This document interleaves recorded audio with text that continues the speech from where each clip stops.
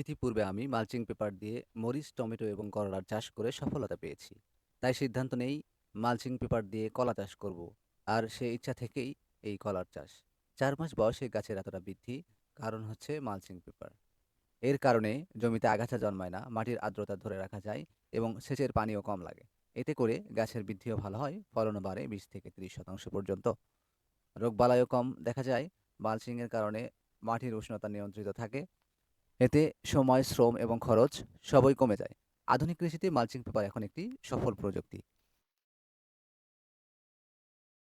শরীয়তুল্লাহর দীপ্তময়ী সংগ্রাম, কবি নজরুলের হৃদয়ে লেখা ছিল বাংলার নাম, বাংলার নাম।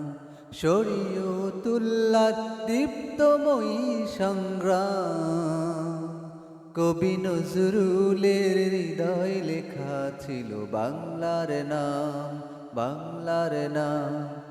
এই দেশেরই জন্য মোরা দিতে পারি মোদের এই প্রাণ, জনম জনম ধরে রাখবো এই বাংলাদেশের মান, জনম জনম ধরে রাখবো এই বাংলাদেশের মান।